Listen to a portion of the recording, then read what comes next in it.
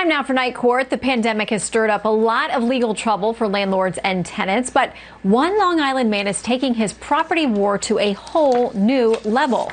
Gurmit Hanspel has filed multiple lawsuits and claimed bankruptcy several times, all to avoid eviction.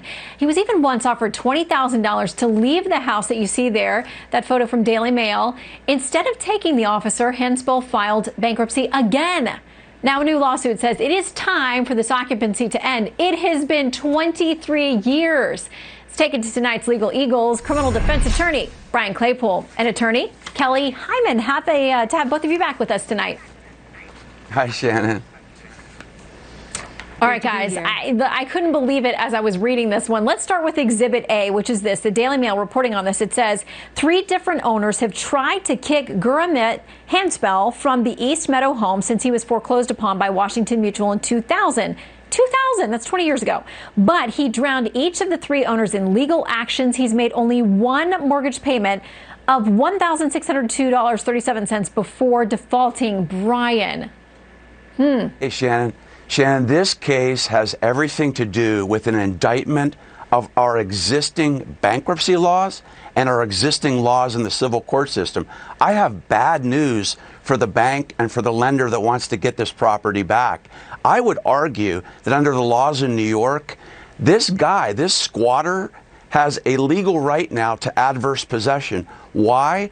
Because in New York, if you stay in a property, right, and it's open and notorious to the bank. In other words, the bank knows that you're in that property. And another element is you actively live in that property for 10 years under New York law. This guy should be filing a lawsuit to get title to the property under adverse possession. Don't shoot the messenger, shoot your legislators who need to rework the laws, like in bankruptcy court. Why do we have an automatic stay if somebody files for bankruptcy and they're behind on their mortgage? That's not fair. So let's change the laws, but let's give this guy the property. So no one's shooting anyone, but you do say, you point the right finger at the lawmakers like, hey, if you don't like it, you got to change it. That takes us to Exhibit B. The New York Post reporting on this. It says Hanspel claims in court papers that Chase committed blatant fraud, the bank, in 2010 by trying to evict him when it didn't have proper title to the home, and accused the bank of withholding surplus funds from a previous auction of the property. Kelly, he says, listen, the bank didn't get this right when they tried to kick me out.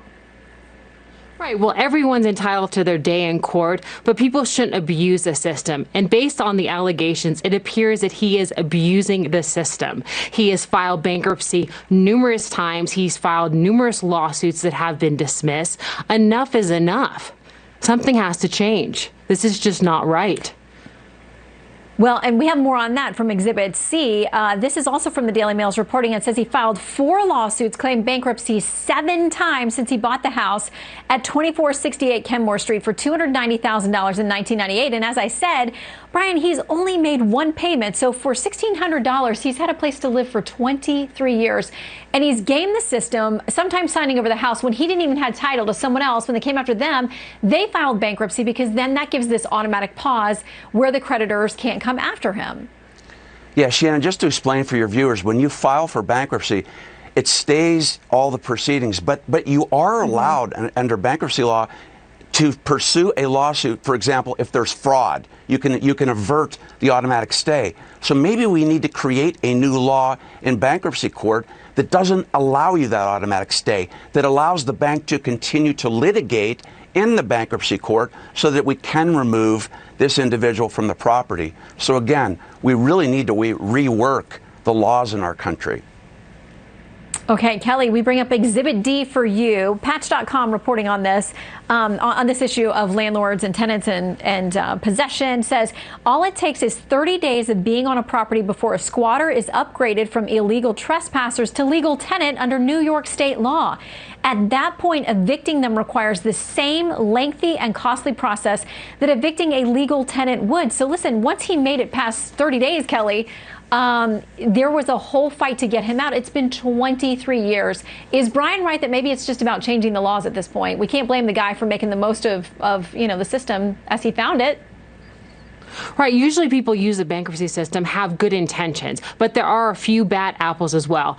I think, we have to think about whether the bankruptcy court, when this case comes before them, is say anyone that lives at this address, that's it going forward, or also coordinate with the state court as well. I think that's important, and I think that would help going forward in these types of cases. All right, Kelly and Brian, thank you both for weighing in on this case in tonight's Night Court. And by the way, at home, I have a feeling you've got some strong feelings about how this works and whether you're paying your own mortgage and have a neighbor who's not been paying one for 23 years. Let us know what you think at Fox News Night or at Shannon Bream. Use the hashtag Night Court. Attorneys, thank you.